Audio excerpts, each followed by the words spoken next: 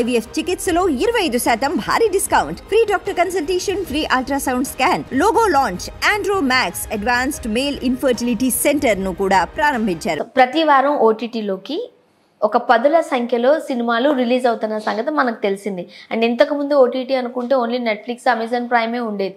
ఇప్పుడు దానిలోకి మనం ఎన్ని వచ్చాయో, రైట్, ఆహా వచ్చింది, హాట్స్టార్ వచ్చింది, జీ5 వచ్చింది, ఈటీవీ విన్ వచ్చింది, జియో సినిమా వచ్చింది. ఇవే పదుల సంఖ్యలో ఉన్నాయి.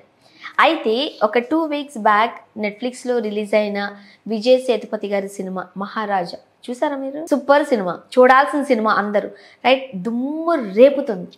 మీరేం చెప్తారు? ఈ మధ్య కాలంలో ఓటీటీలో రిలీజ్ అయ్యి హైయెస్ట్ వ్యూస్ సంపాదించుకొని ట్రెండింగ్ 1లోకి వెళ్ళింది ఆ సినిమా. యాక్చువల్లీ ఏముంది దీంట్లో అందరూ అని చూశారు. విజయ్ సేతుపతి నార్మల్ న్యాచురల్గా చేస్తాడు. ఇంకెవరు ఉన్నారు? అభిరామి ఉంది తెలిసిన వాళ్ళల్లో, ఇంకా కొంతమంది తమిళ యాక్టర్స్ వాళ్ళు వీళ్ళు ఉన్నారు. అండ్ మన మమతా మోహన్ దాస్ కూడా కనపడింది. సరే ఏంటో దీని మీద ఒకసారి చూద్దామని ఓపెన్ చేశారు. స్టార్టింగ్ పిల్లలకి బొమ్మ కొన్ని ఇది కావాలా ఇది కావాలా ఇది కావాలా అని చూసేలోపు ఒక బొమ్మ సెలెక్ట్ అయ్యిద్ది. బొమ్మ సెలెక్ట్ అయిన టైంలో రోడ్డు దాటి పిల్లలకి ఇవ్వబోయే టైంలో పెద్ద ట్రక్కులర్ వచ్చి గుద్దేసింది. అక్కడ ఎవరు చనిపోయారో మనకు తెలియదు. ఓవరాల్గా మనుషులైతే చనిపోయారు. అంటే సేతుపతి గారి వైఫ్, పాప చనిపోయినట్టుగా మనం చూసాం. అయితే విజయ్ సేతుపతి గారి పాప, వైఫ్ అందరిగా చనిపోయారు అన్నట్టు చూపించారు. నెక్స్ట్ కట్ చేస్తే తర్వాత ఆఫ్టర్ కొన్ని ఏళ్ళ తర్వాత అప్పుడు ఏం జరిగింది, ఆయన ఇల్లు ఒక ఇండిపెండెంట్ హౌస్ ఎక్కడో మధ్యలో ఉంది. దాన్ని అందరూ బాగా అర్థం చేసుకోవాల్సిన విషయం ఏంటంటే, రోడ్డు మీద ఇల్లుంటే ఇలాంటి ప్రమాదాలు అవుతాయని చుట్టుపక్కల అపార్ట్మెంట్లు దూరంగా ఉండి ఒక చెట్లు పుట్లున్న ఒక ప్రత్యేకమైన ఏరియాలో ఇల్లు కట్టుకున్నాడు. ఇంకా మీదట అలాంటి ప్రమాదం జరగకూడదు, ఇంకెవరు పోకూడదు అని. మనం అట్లా పిన్ టు పిన్ సినిమా చూస్తే మాత్రం మైండ్ బ్లోయింగ్ అబ్బా. నెక్స్ట్ చూస్తే పిల్ల పెద్దగా అయింది. ఏంటబ్బా అని డౌట్ ఉండు, మీ డౌట్ నేను క్లారిఫై చేస్తా అని వాళ్ళ చేతే చెప్పించాడు. ఆ రోజు ప్రమాదం జరిగినప్పుడు ఒక డస్ట్బిన్ ఆ పిల్ల మీద పడింది. ఆమె అక్కడ దాకా వచ్చేసి అది కొంచెం క్రష్ అయ్యేసరికి అయిపోతే పాప బ్రతికిన పాప ఈవిడ. సో ఆ డస్ట్బిన్ నా ప్రాణాలు కాపాడింది కాబట్టి దానికి ఒక పేరు లక్ష్మి. వాళ్ళ ఇంట్లో 3 ఉంటారు, విజయ్ సేతుపతి, లక్ష్మి, ఈమె పాప. ఆ డస్ట్బిన్ని కూడా పసుపులు కుంకుమలు రాసేసి మేకప్ చేసి దాన్ని అలా పెట్టుకుంటారు.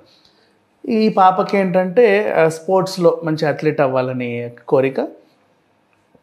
తన పందలో ముందుకెళ్తుంది. అది హెల్ప్ చేసే విషయంలో మమతా మోహన్ దాస్. స్కూల్లో ఒక చిన్న ఇన్సిడెంట్, ఎవడో ఆకతాయి ఆ పిల్ల బ్యాగులో మందు బాటిల్ సీసా, తాగి పడేసిన మందు బాటిల్ సీసా పెడతాడు. అది బయటకు వచ్చేసరికి ప్రిన్సిపల్ పిచ్చే తిడతారు, ఆడపిల్లవేనా నువ్వు, సిగ్గులేదని, అసలు ఏమనుకుంటున్నావు అది ఇదని. మమతా మోహన్ దాస్ వచ్చి ఆ పిల్లని ప్రవేశపెట్టి, బాబు ఆమె కాదు తాగింది, వీడు ఈ చెత్త పని చేశాడు అనగానే ఈమెని సరసలేపా అని చెప్తాడు. నో, నువ్వు తప్పు చేసావు, నా పిల్ల హర్ట్ అయింది, ఆ పాపకి సారీ చెప్పు అంటే, సరే ఈ 4 గోడల మధ్య సన్నుమనిగిందేమో.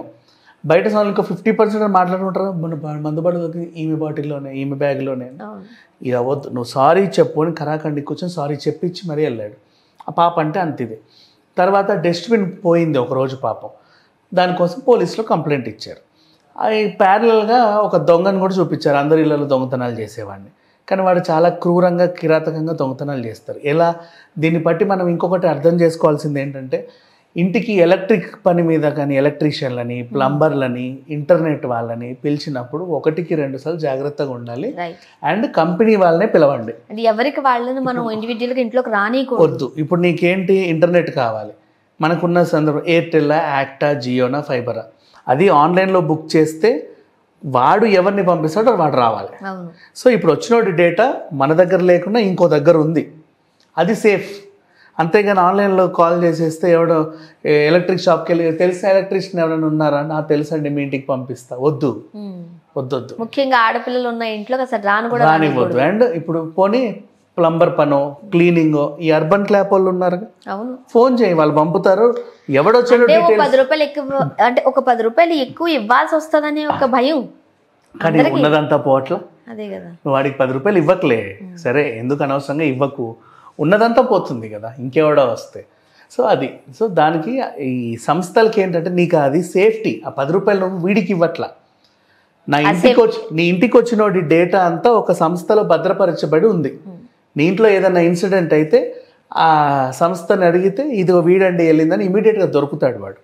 నీ ఇంట్లో ఫోన్ పోయినా చైన్ పోయినా ఇలా ఏం లేదండి మీ వాడు వచ్చి తుడిచారు, అలాగే నా బీరువాని కూడా తుడుచుకెళ్ళిపోయాడు, కొంచెం చూడండి. ఒక రకంగా ఏమనిపిస్తుంది తెలుసా విజ్ఞాన్, పోతే పోయిన డబ్బులు ప్రాణాలు నిలబడితే ఉంటే చాలని కూడా అనిపిస్తుంది. ఆ ఎలక్ట్రీషియన్ వచ్చినోడు ఏం చేస్తున్నాడు, దొరికిందంతా దోచుకున్నాడు. పాపం ఒక ఇంట్లో 5 ఆడపిల్లలు ఇంకేమున్నాయి అంటే పాపం అప్పటికీ తీసి డబ్బాలో 20,000 దాచాను, అది కూడా తీసుకెళ్ళు. ఇక్కడ మా అత్తయ్యది గొలుసు ఉంది, అది కూడా పట్టుకెళ్ళు. అయినా వీడు సాటిస్ఫై అవ్వాలి, ఇంకేముంది అని చెప్పి ఆ కూతుర్ని పాడు చేసి వెళ్ళిపోయాడు. అట్లా అది వాళ్ళ ఇది. నెక్స్ట్ విజయ్ సేతుపతి ఏమో పోలీస్ స్టేషన్లో నా డస్ట్బిన్ కోసం 5 లక్షలైనా ఖర్చు పెట్టడానికి సిద్ధంగా ఉన్నాడు. అది 300 డస్ట్బిన్. పోలీసులు ఏమో నకిలీ డస్ట్బిన్ తయారు చేసి వాడిని ఏదో రకం చేసి 300 అది చెప్పాలంటే ఎప్పుడుదో పాతది గట్టిది లేదో తయారు చేసి ఇద్దామన్న ప్రయత్నంలో వాళ్ళు ఉన్నారు. సో ఈ క్రమంలో ఏం జరిగింది, విజయ్ సేతుపతి తర్వాత తెలిసింది ఏంటంటే అతను వెళ్ళేది డస్ట్బిన్ కోసం కాదు, ఆ డస్ట్బిన్ ఎవడైతే తీసుకెళ్ళాడో వాడు నా పాపను అన్యాయం చేశాడు, ఆ కూతుర్ని పాడు చేసి వెళ్ళాడు. సేమ్ ఆ ఎమోషన్ లాస్ట్ వరకు క్యారీ చేయగలిగారు. అండ్ ఆ తర్వాత అప్పుడు చనిపోయింది ఎవరు అంటే ఈ ఎవడైతే ఈ దొంగన కొడుకున్నాడో వాడు ఒక చైన్ కొంటాడు కూతురు కోసం. ఆ గొలుసు ఇవ్వడానికి వెళ్ళే ముందు కొంచెం షేవింగ్ చేసుకురావయ్యా అని పెళ్ళామన్నందుకు ఈయన సెలూన్కి వెళ్తాడు. ఇప్పుడు విజయ్ సేతుపతి ఇందులో బార్బర్. ఆ షేవింగ్ చేసే టైంలో అది అక్కడ మర్చిపోయాడు. ఈయన మంచి బార్బర్ కాబట్టి తీసుకెళ్ళి ఇవ్వడానికి వెళ్తుంటే అదే రోజు వీడు భాగవతం బయటపడి అరెస్ట్ అయ్యాడు. ఇతనే చేశాడు అనుకొని ఇతని ఇంటికి వెళ్ళి ఇలా పగ తీర్చుకుంటారు వీళ్ళు ఓవరాల్గా.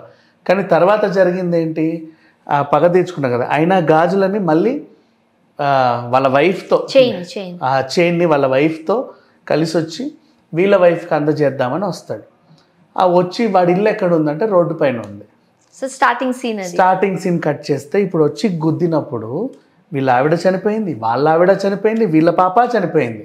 వాళ్ళ పాప మీద డస్ట్బిన్ పడింది, అంటే విలన్ పాప పైన డస్ట్బిన్ పడింది. ఆ విలన్ పాప ఉంది. కానీ ఈ విలన్ పాపని ఈయన సొంత కూతురులాగా పెంచి చూసుకున్నాడు.